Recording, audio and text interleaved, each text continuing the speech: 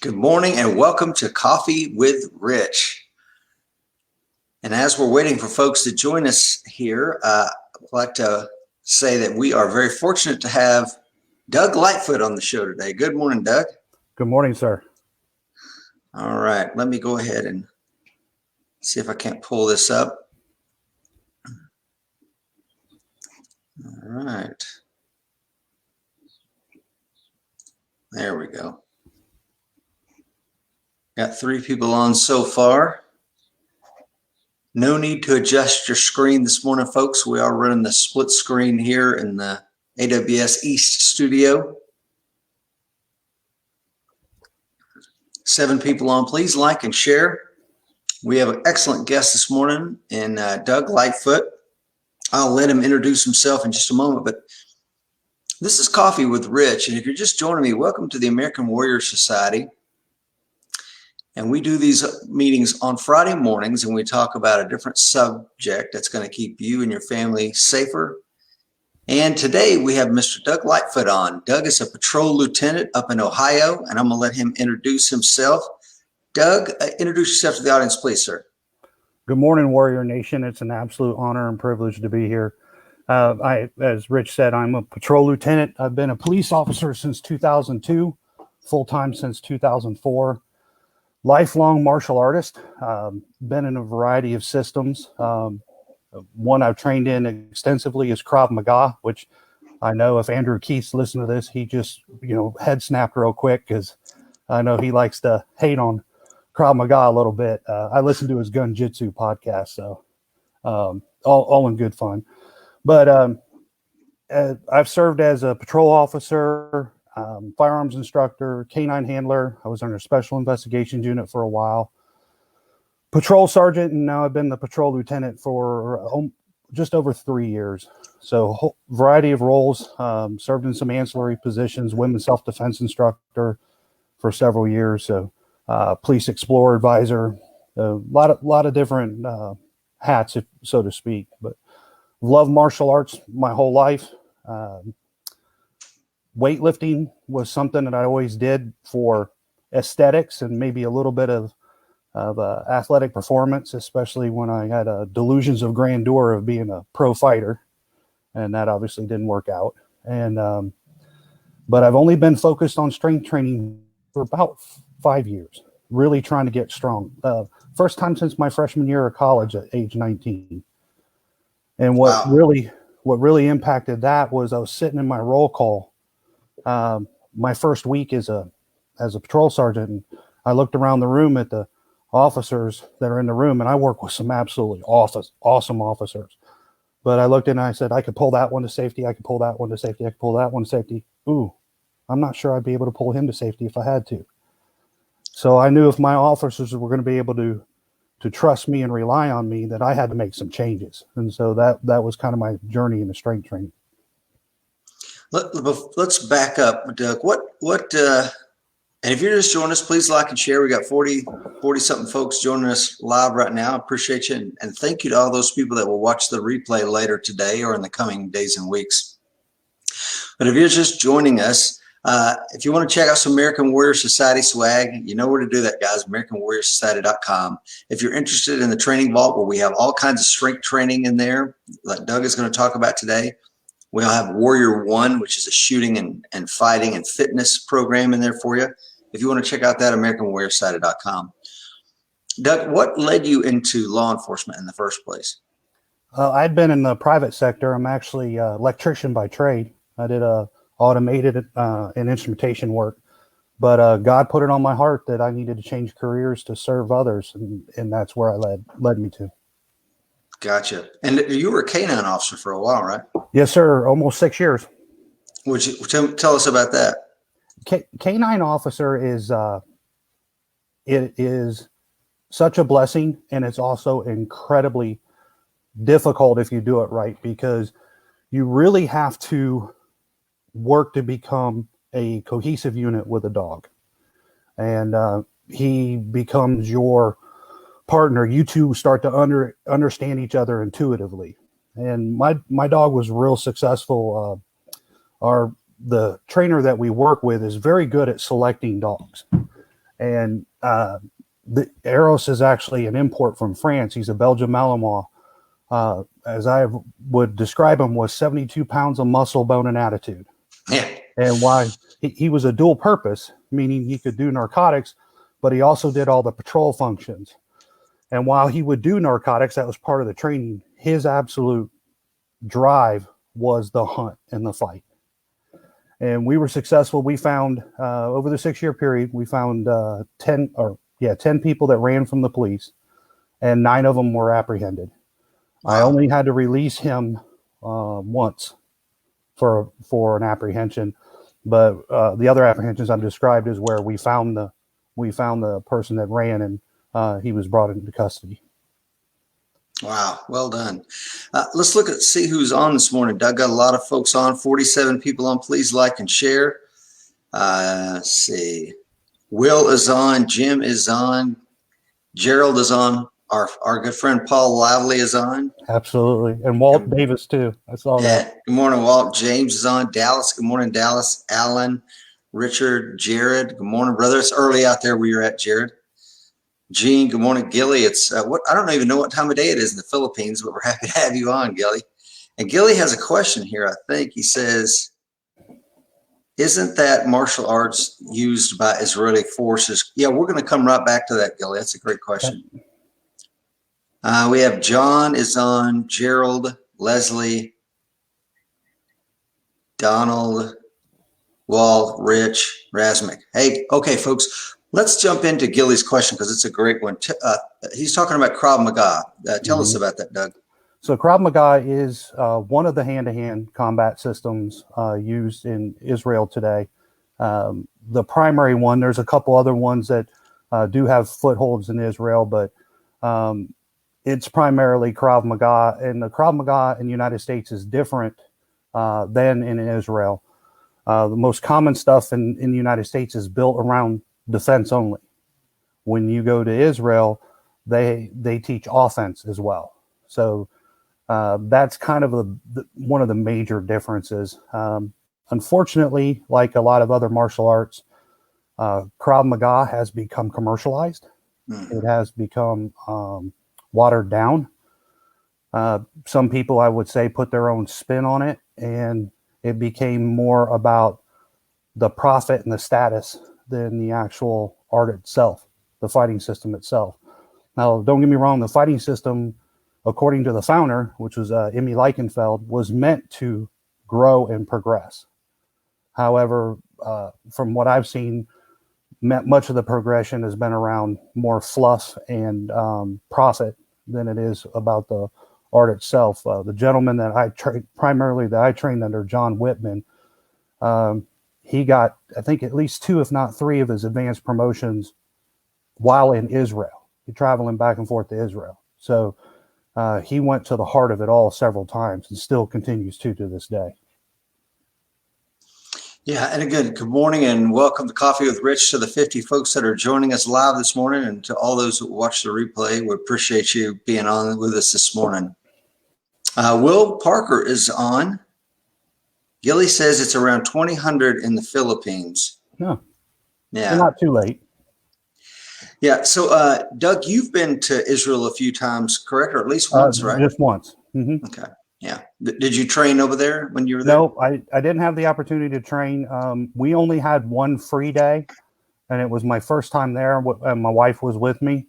So we focused on spending time together on that one free day. We were in Jerusalem. I did look up a couple of schools. I talked to our guide. Our guide was just finishing up his mandatory reserve service time. He and I had a couple extensive discussions about Krav Maga, and he had recommended a couple places.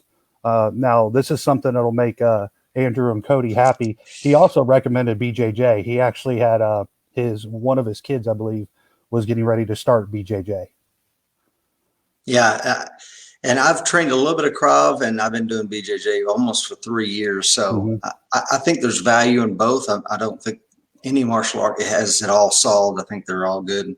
And I spent 6 weeks in Israel myself when I was a much younger man training with the IDF. And they're phenomenal people, and they're on the front lines every day, man. There's no there's no day off for those guys. They're surrounded by people that want to destroy them. So, well, we came in right between two incidents there in 2017 when we were there. The week before we were there at the Damascus Gate, a terrorist came up to that checkpoint at the Damascus Gate into the old city and pulled out a knife and killed one of the female border police officers that were there and injured two others before the attacker was killed.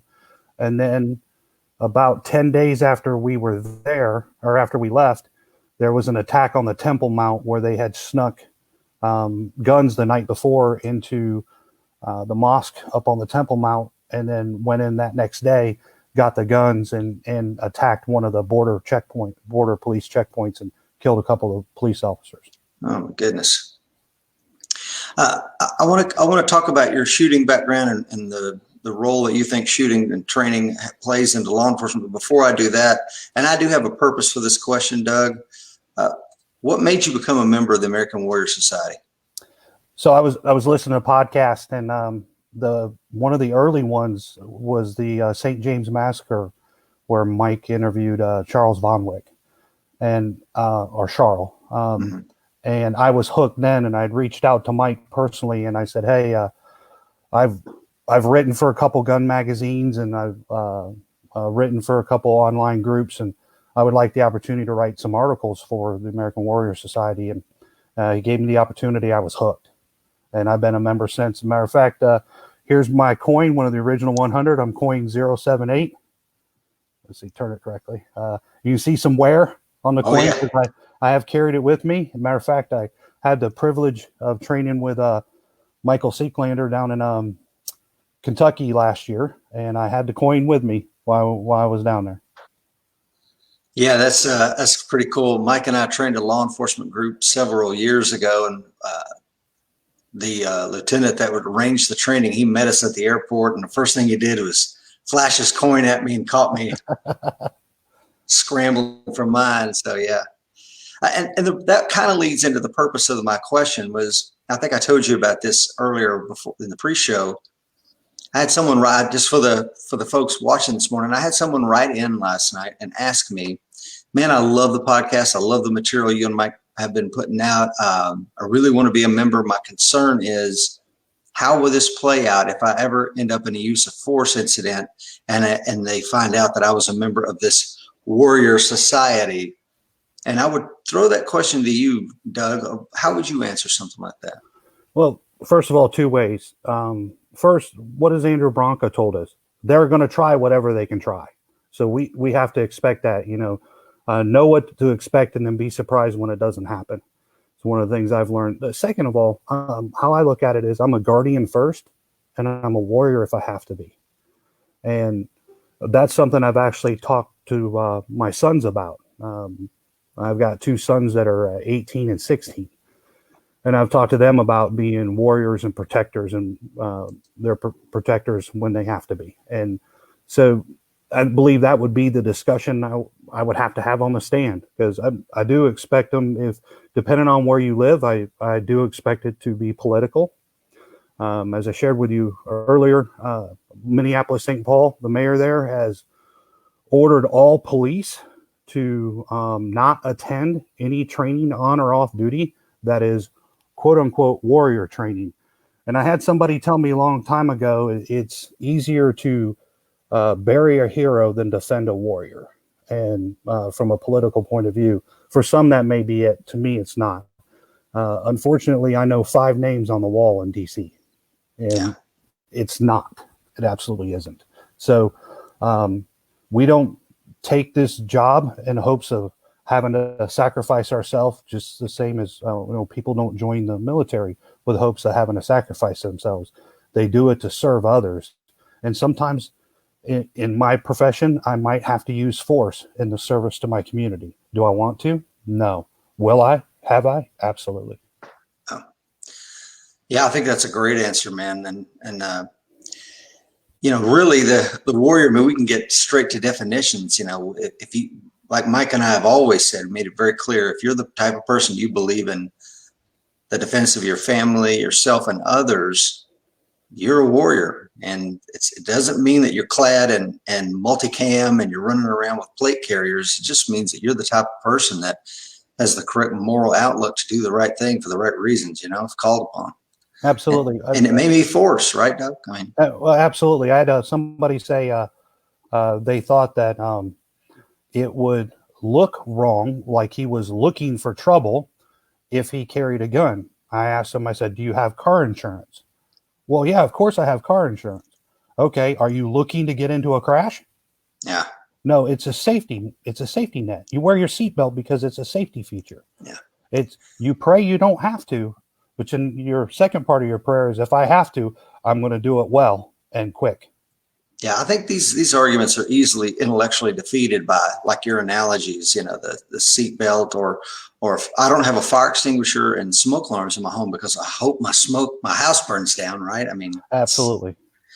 Let's talk about strength, Doug, because I think that's, you're the guy, one of the biggest men I've ever met when I met you up in Ohio. I think it was last year, maybe. Yes, sir. Last fall.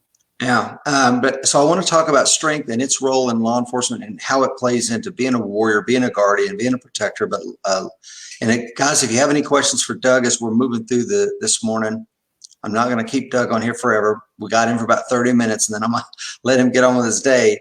Let's see. Walt says, good morning, TC. TC says, morning, good gentlemen. Errol McGonigal, good morning, sir. Happy to have you on. He's a retired law enforcement officer. I think he was a customs pilot and a former Army pilot. Wow. I believe, correct, Errol? Glad to have you on.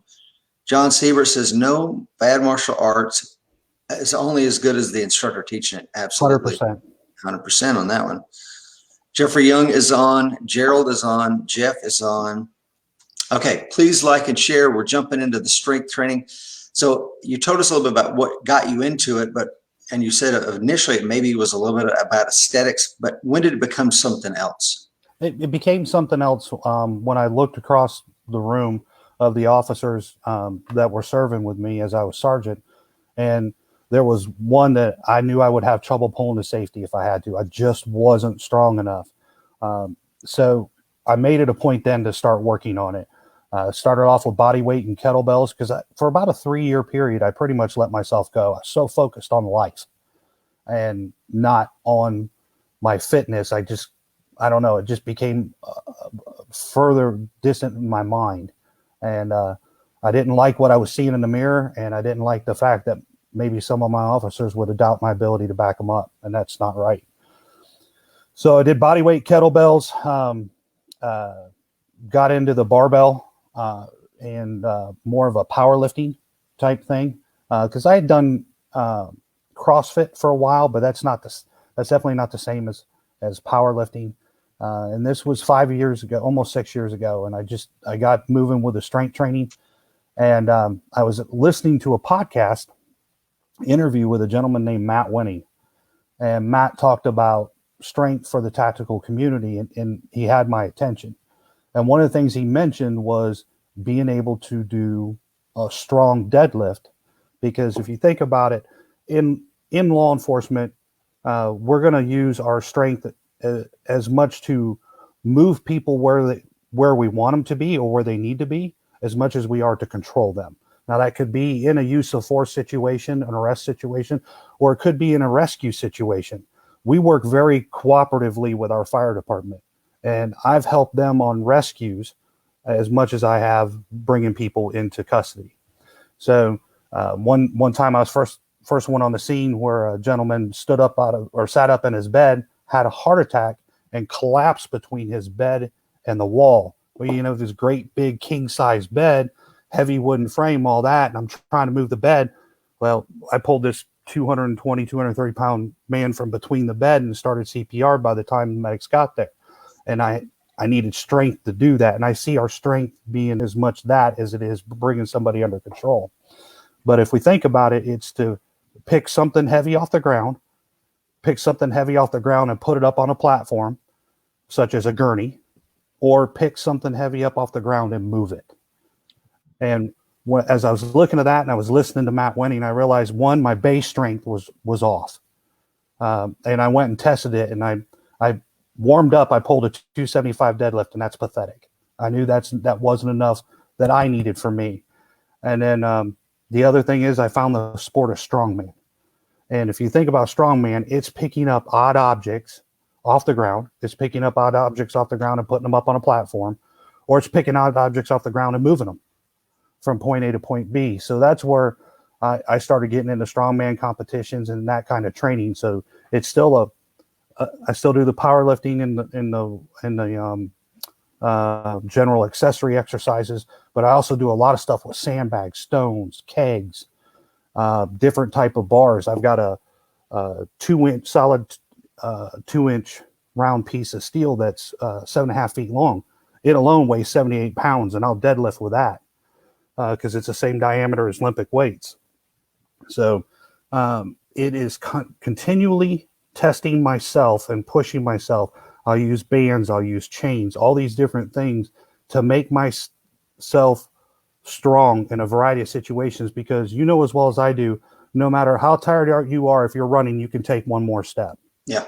If you're in a fight, you can throw one more punch as long as you're conscious. But you can't ever, ever, ever fake strength. You can't lift that one more pound. So to me, in just Doug's warped way of thinking, was I needed to be stronger. I'm getting to the point where I'm not as focused as much on strength. I got a couple goals that I'm going to hit this year, strength wise. But like during this whole stay at home, I've been working on my imbalances. Like I know there are on certain lifts, I'm really strong on one side as opposed to the other. So I'm working on imbalances and weaknesses, and that's one of many things I've learned from Matt Wenning. I'm fortunate that he lives here in the Columbus area, and I've been training with him now for almost 2 years, or just over 2 years. So I've learned a ton from him, and his stuff that he has done with the military is nothing short of phenomenal. And he's used it in the police and fire for the police and fire service as well. You know, it's funny when I think of you, I mean, it's obvious to think of you as a strong man in the physical sense, and you obviously are, and you have you can prove it in a heartbeat in the gym. But I think of strength of character, strength of mind. Does any of that play into it? Is there any correlation between becoming physically stronger and maybe morally and mentally stronger? Absolutely. I teach a wellness course for the Ohio Association of Chiefs of Police. And in this course, I talk about it, that true wellness has 4 pillars: physical, mental, emotional, and spiritual. And we can't afford to be weak in any of those. But the stronger we are in one, it can directly impact the other ones. And so absolutely, we need to physically test ourselves because it does make us mentally and emotionally and spiritually stronger. And if we are regularly pushing ourselves, I'm not saying kill ourselves every time we're in the gym, because I'll tell you right now, an intense training session, I take 2 or 3 days to recover, and I do a lot of active recovery. And I think that's a key, especially as we age. And when you're in law enforcement and the fire service and all that, unlike the military, most people are done with their military careers early 40s. Yeah. For me, I made the switch to law enforcement late. I made the switch to law enforcement when I was 33 and a half years old. I cannot retire till I'm 58 and a half. So I have to think about the long game. And my physical fitness is part of that. How old are you now, Doug, if you don't mind me asking? I'll be 50 in a couple months. 50. Okay. So you're my age. I'll be 51 this year. Let's see here. A couple of questions. Let's see. Gilly says safety net. That's true. Some people don't get it. Better to have a gun and not need it than to need one and not have it. Yeah, totally true. Any specific reason you've chosen Belgian versus German Shepherd, Doug? That decision was actually made by our trainer, and I was glad. I originally had my heart set on a Shepherd. After working with different dogs, I've really enjoyed having a Belgian Malinois. Their drive's different. When I said it can be hard, he took a lot of attention off duty as well as on duty. Yeah. But the Malinois tend to be smaller, more athletic. My dog could clear a 5-foot fence without my help. Wow. He could take a running leap and clear that. He was incredibly athletic, incredibly strong, and he liked to hit decoys chest high. He took more than one off the feet. The one decoy started wearing cleats because arrows hit so hard he needed to be able to plant his feet. Wow. Okay. This question right here, Doug, is from Steve. He asked your current age. We just covered that. He says, ever rupture a bicep? No, and unfortunately, that's an incredibly common injury. And when I see that injury the most, I can't say it's every time, but when I see that injury the most, somebody is lifting a weight they're not ready to lift. We get focused too much on numbers, and we don't focus on the long game. There are several people that I've trained and competed with that no longer are doing so. You know, they were making great progress at the beginning, and they kept pushing it too hard, too fast, and end up with a major injury. I'm blessed. I've never had a major injury. That's one thing I've learned from Matt. Matt set 3 world records and had his last competition at 38 years old and never had a major injury. He was in the game for over 20 years competitively. So you have to train smart as well as hard. You don't miss, you modify. Bicep injury is incredibly common, and we have to be careful of what we do. It's not to say I won't go out tomorrow and blow one, but I'm purposeful in what I do and how I do it to do my best to mitigate any injuries. Tell us what your normal routine looks like, or whatever routine you're on right now, because you may cycle in and cycle out. But what does the routine you're in right now look like, Doug? So what I'm doing right now is 3 days a week, kind of whole body. I might have an upper body or lower body focus depending on the day. Working a lot on my imbalances and weaknesses. So I'm doing a lot of unilateral one-arm work with dumbbells and kettlebells, sandbags, stones, tires, kegs, that kind of stuff, and a lot of body weight stuff, so I can really work on my form. I know that my hips are incredibly tight. I've been working on that. One of the things I've been doing is taking a kettlebell, holding it by the horn, and doing goblet squats and sitting down in that bottom position, or going to a really low platform and holding it so I can get that hip stretch, because I know that's what's keeping me from a 500-pound squat, is getting that stretch in that bottom position and being able to come out of it. So it's recognizing that I have imbalances and weaknesses and addressing them. And then 3 days a week, right? 2 to 3 days a week is more of a cardiocentric focus. So I'm doing heavy bag work, both standing and grappling, jump roping, and ruck walks. I was doing some sprints, but I backed off the sprints as I'm doing more ruck walks right now. And I'll go back to sprints soon. So on the ruck walks, what's the distance and what's the weight, Doug? Right now I'm at 25 pounds. I've got it in a backpack. I have a weight vest. Sometimes I'll walk in my weight vest, and I'll go up to 50 pounds in my weight vest. Or if I'm in a ruck, I'm usually around 25 pounds. And I go as much for time as I do for distance. I do a minimum of 45 minutes. And depending on where I'm at, if I'm just doing here in my neighborhood, it's pretty flat. And I can go for an hour and be right around 18 minutes, 18-minute miles. But if I go out to one of the metro parks that has a lot of hills, I'm probably only going to go about 40, 45 minutes, and I'm not going to cover as much of a distance, but I'm going to push myself even harder. But I like the ruck walks. I'm trying to do between 6 and 8 miles a week of rucking. Nice. Yeah, I like that. We've got, 14 acres here on the property, and my wife and I keep a trail cut out. It's a half a mile. So for every loop, we get a half mile. So yeah, I put the plate carrier on, or I put my go bag on. My go bag weighs 19 pounds. So, and just get after it. I think that's so important. I call it my get home bag. Yep. And I know my get home bag weighs about 25 pounds. So that's one reason I chose that weight. I want to be comfortable going, however long distance I need to go. A question came up I'd like to address real quick. From John Bohica. He says, do you find as we get older, stretching becomes way more important? 100%. Your mobility, I go beyond stretching. I address it as mobility. Mobility is so important. I drive a desk more than I drive a cruiser now. And I found that my hips were getting even worse. Well, fortunately, last year, my chief authorized me to purchase a accessory for my desk that allows me to stand up at my desk. So I try to stand up at least 2 hours in the morning and 2 hours in the afternoon, because the more one of the doctors, his name's Mark Levine from the Mayo Institute, he coined the term "sitting is the new smoking."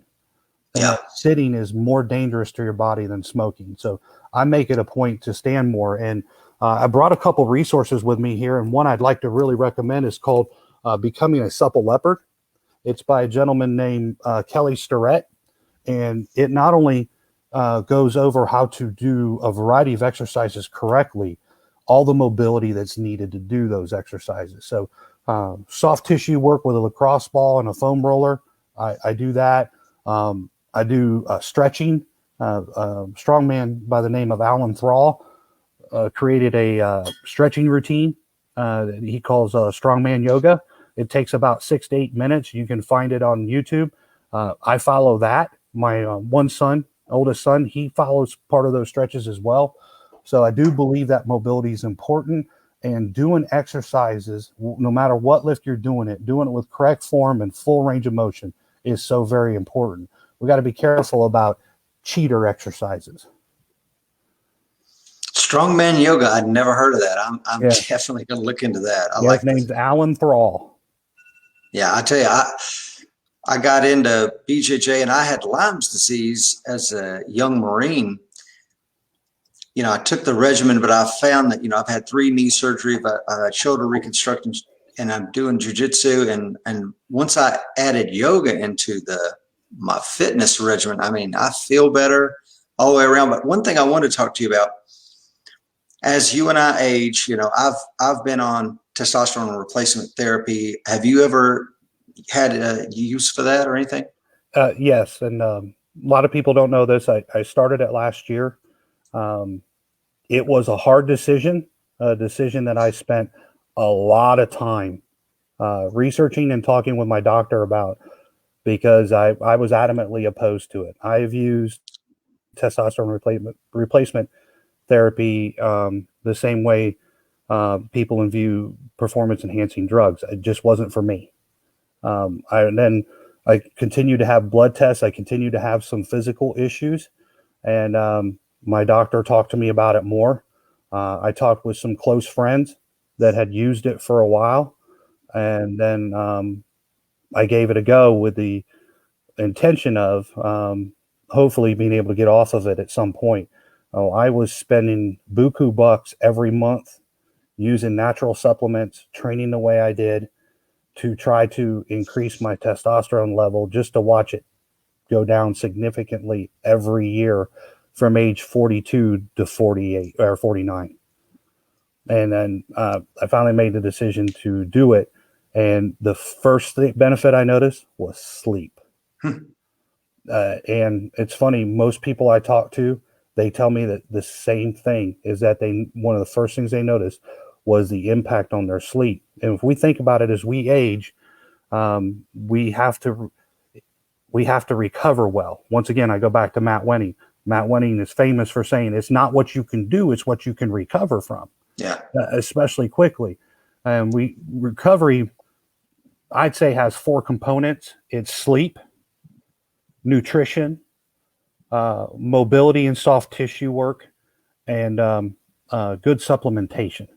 And I'd say there's a 5th one. There's also active recovery techniques, hot, cold contrast showers, ice baths. Boy, those hurt sometimes, but then when you get out, you're like, that was awesome. When I said soft tissue work, massages, deep tissue massages. Once again, something I was adamantly opposed to, because like most men, I made the mistake of associating deep tissue massage with sensuality, and it's not. To me, there's nothing at all sensual about a massage therapist standing on a step stool so she can take the point of her elbow and dig it into a trigger point between my shoulder blades. Yeah. There's nothing sensual about that at all. It hurts like crazy. Afterwards, the relief is there. So that is something I've added into my regimen. Yeah, with regard to TRT, I agree with you, Doug. I didn't really want to do it, and then all my friends, I mean, all of them from the late 30s to my age were on it. Mm-hmm. All the guys I trained with, and I'm like, really? Okay, let me get my number, and my testosterone was down to like 113. So I wasn't much more than you. Yeah, and I was barely over 200 when I finally decided to do it. And I tell you, the mental clarity, emotional stability, I mean, I felt better. I would highly encourage guys our age to know their number. And if it's something that you and your doctor and your family are comfortable with, to really take a hard look at it. I did it until I have an irregular heartbeat, which once again, I think is brought on by, I've ran triathlons, marathons. I put my heart under a lot of strain for most of my life. But anyway, I have an irregular heartbeat. My doctor, my cardiologist is like, I don't want you taking testosterone anymore unless you see an endocrinologist or whatever those folks are called. So I haven't been off of it for a year, and I feel great. But I attribute it, Doug, to you can use it, like you said, maybe as a jumpstart your testosterone production again. And then all the physical things we do, I think it can naturally boost it where it needs to be. And you don't have to be on it forever, but it can help you get out of that valley. What do you think? I agree. And that was the thing I talked about my doctor. My doctor told me, as we had these heart discussions, he said that my job's not going to change anytime soon.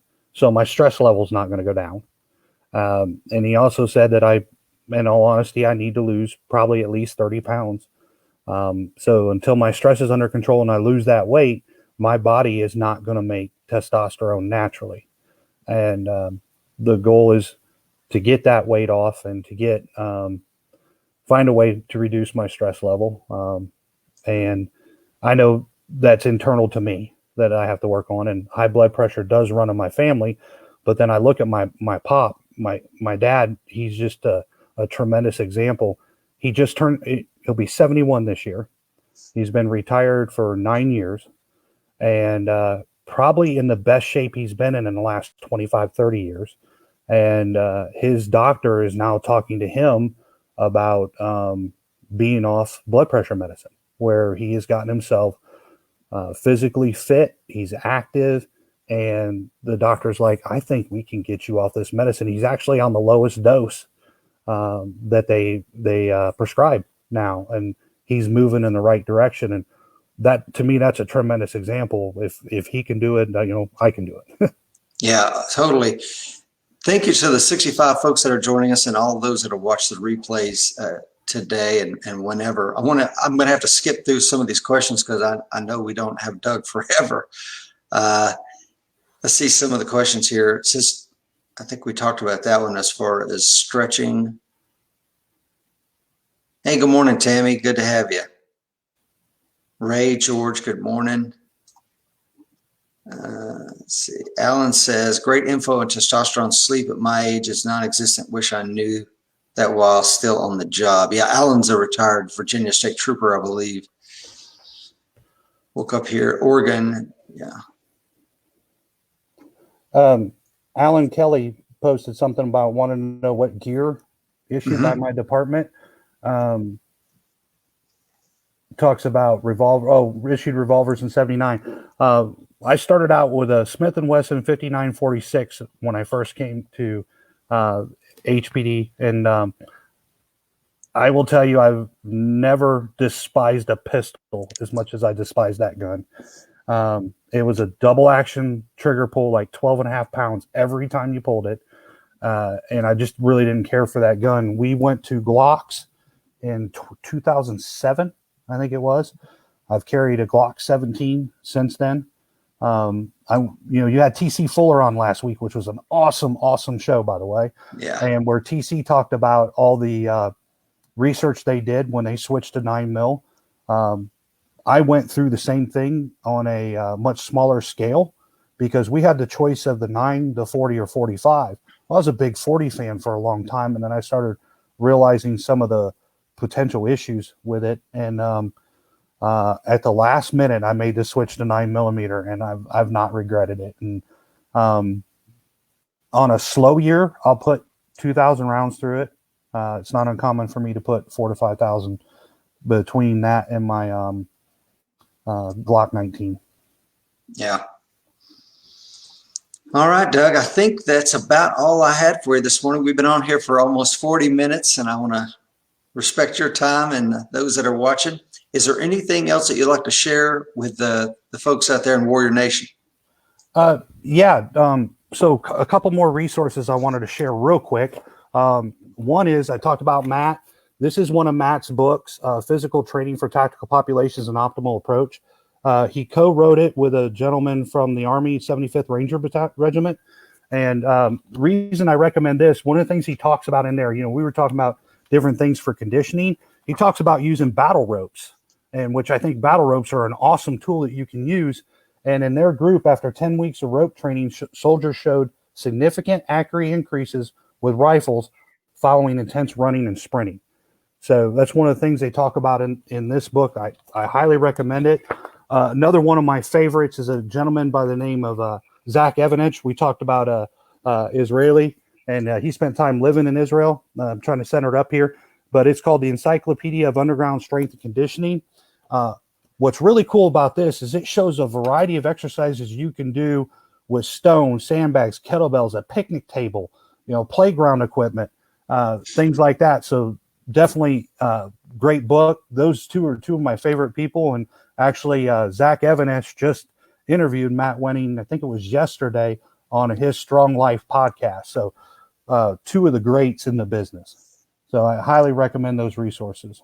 Doug, I can't let you leave in without talking about diet. And Gerald asked the question diet, and thank you, Gerald, for asking that. Can you tell us a little bit about your diet? So when I'm eating the way I'm supposed to, I follow the vertical eating plan by Stan Efferding, which primarily focuses around red meat and rice as being the staples.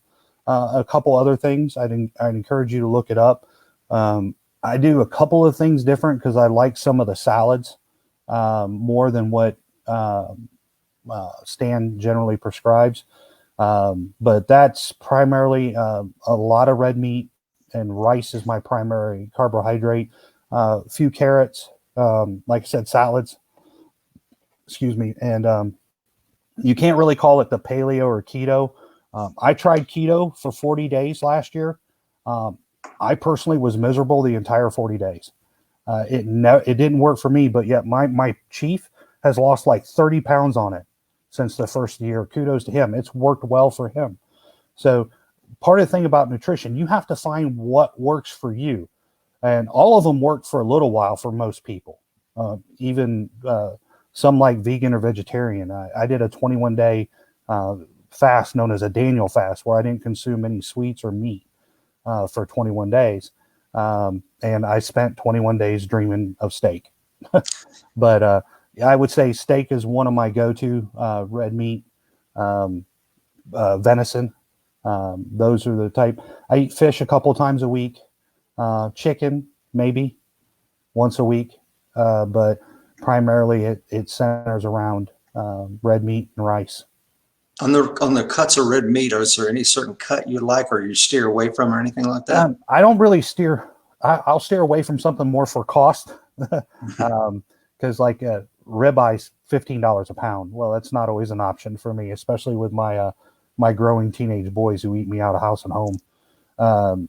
But they followed the vertical diet during wrestling season, never had to starve themselves to lose weight, maintained their weight the entire season, and were able to have high energy. And if anybody knows anything about competitive wrestling, you're working out 2 to 3 hours a day on days you're not wrestling in competition. And they were able to maintain their strength levels, their fitness levels, and their weight eating the vertical diet. And matter of fact, my oldest son, who wrestled 160 many times, was wrestling 157, 158 on the vertical diet. So he had no problem maintaining his weight. And just to kind of give you guys an idea, my 17-year-old son my oldest son, when he was 17, this was last year during wrestling season, he pulled a at 158 pounds, he pulled a 415 deadlift. Oh, wow. And my youngest son at 130 pounds pulled a 315 deadlift. So I don't let them max out a lot, because you can get yourself in trouble, but good form. And it was awesome, but it's doing things the right way and for consistency over time, because we have to play the long game. Mm-hmm. We don't have a choice. Yeah, I wish somebody would have told me that the long game.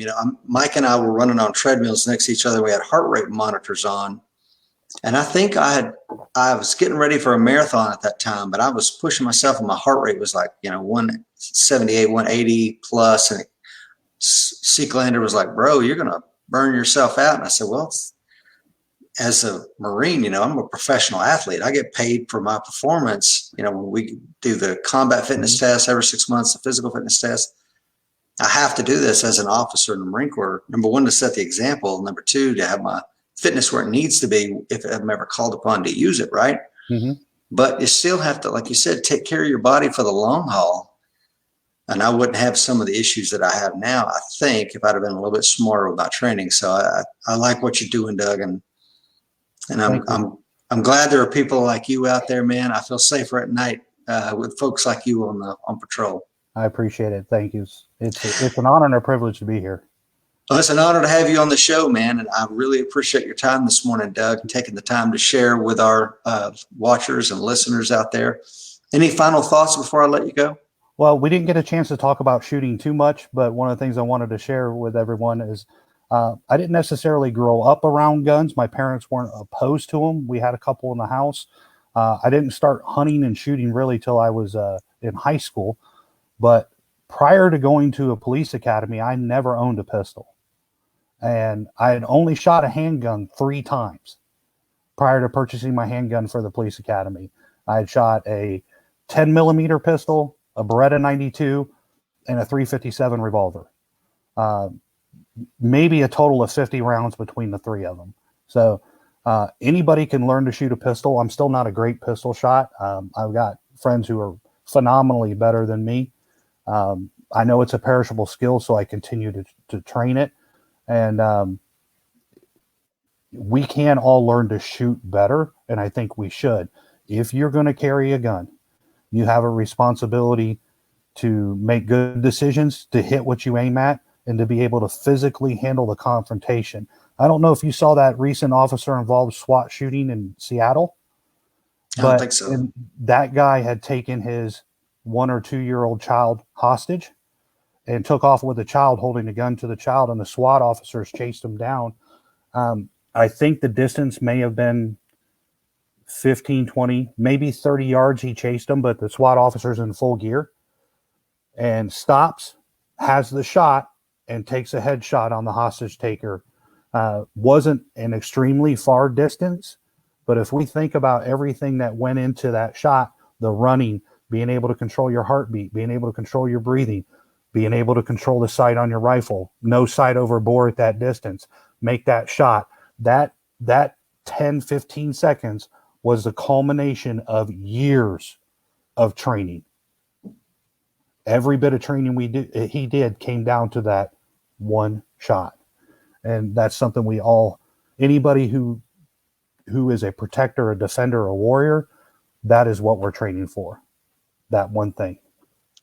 I 100% agree with you. And it's always interesting. I grew up around guns. I have an old shotgun in my house that's been in my family for probably at least 150 years. It's got notches on the side of it from, God knows what back in the 1800s. And it's always interesting to see people that come in the profession of arms later in life that achieve a high level skill, but they didn't start, shooting pistols like I did before they could crawl. That's amazing. TC, go ahead. No, I was just looking to see if there was any other questions. Did you have something? Yeah, let's see here. Alan says, Doug, stay safe. Watch your 6 out there. Keep on with the firearms instructing. Great show, great information. TC says, good show, gents. Thanks for the good info. Thanks again, TC, for coming on the show. If you haven't watched the interview we did with TC, go back and check that out. No, I don't have anything else. Doug, looks like everybody else is no questions. We've got 52 people on, kept you on here for 50 minutes. Anything final comments? If anybody has any other questions they would like answered, maybe they didn't want to post it or they watch this later, if they contact you, if you'll forward it to me, I'll reach out to them and answer the question. I'll tell you right now, I don't consider myself an expert when it comes to strength, especially for the tactical community. I'm a work in progress. If I don't know the answer, I'll point you towards someone or something that does. They'll be able to answer that question. And I think all of us need to have the long game in mind. We need to understand that we have to train. We need to recover. We need to recover mentally, physically, emotionally, spiritually, and be strong in all those pillars. And when that time does happen, as we talked about in the American Warrior Show for years, the fight's coming. Be ready. Yeah, absolutely. And if you're up for it, Doug, we'll do a round 2 now that everybody's been introduced to Doug. It would be awesome. Yeah, I'm looking forward to your round 2 with TC. I actually got his book. I'm halfway through it. I'm taking notes and underlining and stuff like that because in my job now, I'm a policy driver. I don't write all our policy, but I impact our policy and our training. So I'm using that as a resource to help me in that because there are some serious, I don't know if repercussions or considerations. When we talk about low frequency, high risk, use of force is low frequency, high risk. Absolutely. Yeah. Yeah. And the stakes couldn't be higher, Absolutely. Like what's going on right now with those 2 men that chased down the burglary suspect in Georgia.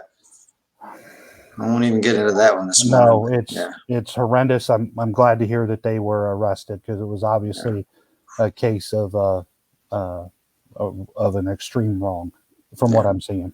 Yeah. So thank you, folks, for everybody that came on this morning. Thank you so much for Doug. Doug, if you're up for it, man, we're going to get you out here for round 2 because I want to go deeper into the strength. I want to get into the nuts and bolts and details of what you do and how you do it. Okay. Guys, thanks for coming on this morning. Thank you for being part of Warrior Nation. Thank you for watching Coffee with the Rich. Thank you, Doug. God bless everybody out there. Y'all stay safe because the fight is coming. Be ready. Absolutely. God bless everyone. Bye-bye. Bye.